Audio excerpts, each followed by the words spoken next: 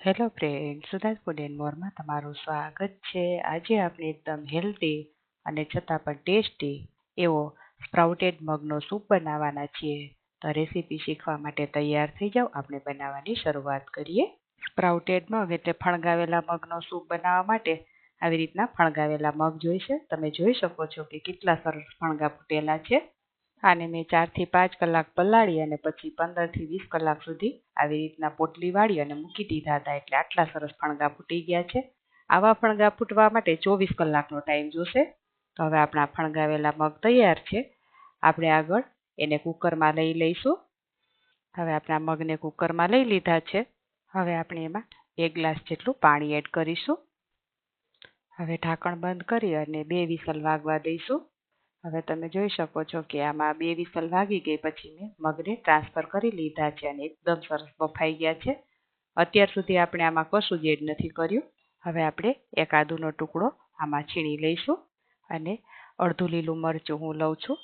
તીખાશ તમને પસંદ હોય એ પ્રમાણે તમે વધારે ઓછું લઈ શકો. અત્યારે મેં ઝીણું સમારીને લીધું છે. હવે આને આપણે બ્લેન્ડ કરી લઈએ. આવી રીતના બ્લેન્ડરથી પણ બ્લેન્ડ કરી શકો, મિક્સરમાં પણ પીસી શકો. તમને જેટલું એક રસ પસંદ હોય એટલું વધારે પીસવાનું.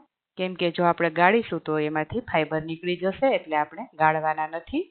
એટલે હું આવી રીતના એક રસ થાય એવું પીસી લઉં છું. હવે તમે જોઈ શકો છો કે એકદમ સરસ આ કન્સિસ્ટન્સી આવી ગઈ છે અને આપણે એક રસ સરસ પીસી લીધું છે.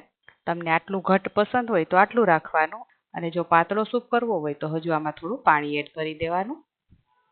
હું અત્યારે ફરીથી અડધો ગ્લાસ જેટલું પાણી એડ કરું છું. આટલી કન્સિસ્ટન્સી સેટ કરી છે. તમે તમારી પસંદ પ્રમાણે વધારે ઓછું કરી શકો. હવે આપણે ફરીથી ગેસ ઉપર મૂકી અને ઉકાળીશું. હવે આપણે એમાં ચપટી જેટલી હળદર એડ કરીશું. ફક્ત કલર માટે જ એડ કરીશું. મીઠું આપણે સ્વાદ પ્રમાણે એડ કરીશું. અહીંયા મેં સિંધવનો યુઝ કર્યો છે. તમે ગમે તે મીઠું લઈ શકો. હવે સરસ રીતે મિક્સ કરી અને આને આપણે 5 મિનિટ માટે ઉકળવા દઈએ. તમે જોઈ શકો છો કે એકદમ સરસ સૂપ આપણો ઉકળી ગયો છે. આ સૂપને તમે બ્રેકફાસ્ટમાં, ડિનરમાં ગમે ત્યારે લઈ શકો. જેને વેઇટ લોસ કરવો હોય એ કે ડાયાબિટીસ હોય એના માટે તો આ સૂપ આશીર્વાદરૂપ છે. એમ કે તમે એમને મગ બાફીને ખાઓ તો તમને એટલા ટેસ્ટી નહીં લાગે, પણ આવી રીતના સૂપ બનાવીને પીશો તો ખૂબ જ ટેસ્ટી લાગશે. હવે આપણે એમાં ધાણા નાખી અને મિક્સ કરી દઈએ. હવે આપણો આ સૂપ તૈયાર થઈ ગયો છે. આપણે સર્વિંગ બાઉલમાં કાઢી લઈએ.